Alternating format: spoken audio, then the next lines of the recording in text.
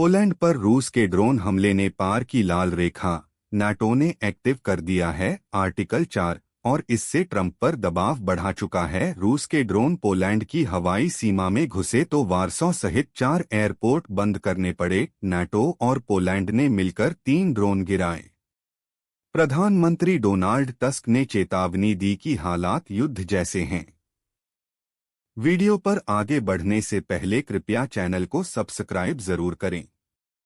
रूस यूक्रेन युद्ध अब सीधे नाटो की जमीन तक पहुंच गया है।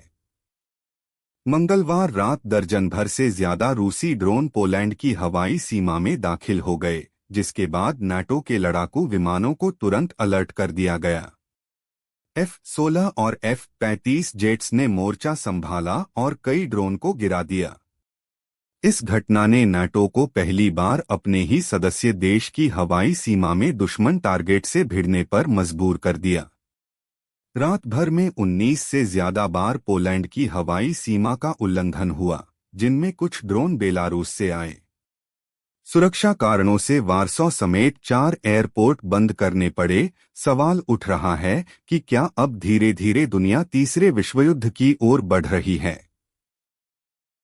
इस ड्रोन हमले के बाद नाटो ने आपात प्रावधान आर्टिकल 4 को लागू किया, जिसके तहत सदस्य देशों की सुरक्षा और राजनीतिक स्वतंत्रता पर खतरा महसूस होने पर तुरंत सामूहिक परामर्श होता है। पोलैंड के प्रधानमंत्री डोनाल्ड टस्क ने कहा, यह बड़े पैमाने पर उकसावे की कोशिश है। हालात बेहद गंभीर हैं और हमें हर स्थिति के लिए तैयार रहना होगा।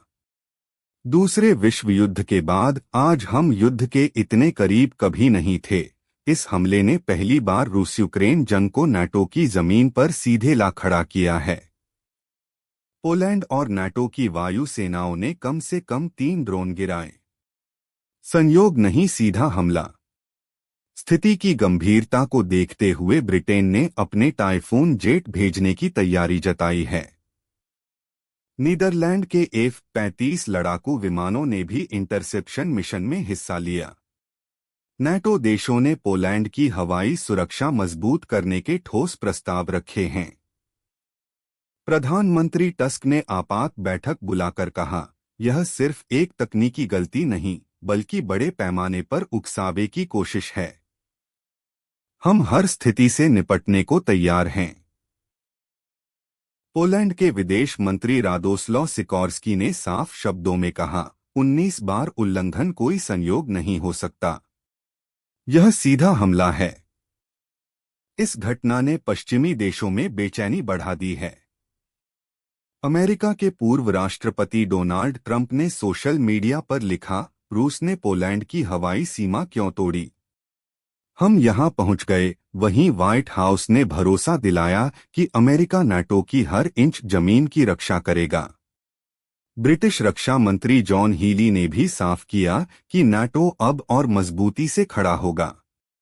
उन्होंने कहा, पुतिन की आक्रामकता ने नाटो को और घटना के तुरंत बाद अमेरिका के अंदर भी हलचल तेज हो गई।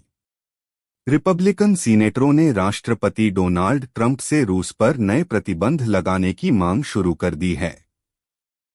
नॉर्थ कैरोलिना के सीनेटर थॉम टिलिस ने कहा, रूस हमें पियानो की तरह बजा रहा है। पुतिन को सब कुछ मिल रहा है। अमेरिकी राष्ट्रपति से सीधी पहुंच, चीन से रेड कारपेट स्वागत और किम जोंग उन के साथ मंच साझा करने का मौका। साउथ कैरोलिना के सीनेटर लिंडसे ग्राहम पहले भी रूस पर कड़े प्रतिबंध की मांग कर चुके थे, लेकिन व्हाइट हाउस की रुचि न मिलने के कारण यह पहल ठंडी पड़ गई थी। अब पार्टी के भीतर बढ़ती आवाजें ट्रंप पर दबाव डाल रही हैं कि रूस के खिलाफ सख्त रुख अपनाए। टिलिस ने कहा, पुतिन पश्चिमी लोकतंत्र को कमजोर करना चाहता है और यह शांति की कोशिश नहीं, बल्कि युद्ध को और खतरनाक बनाने की साजिश है।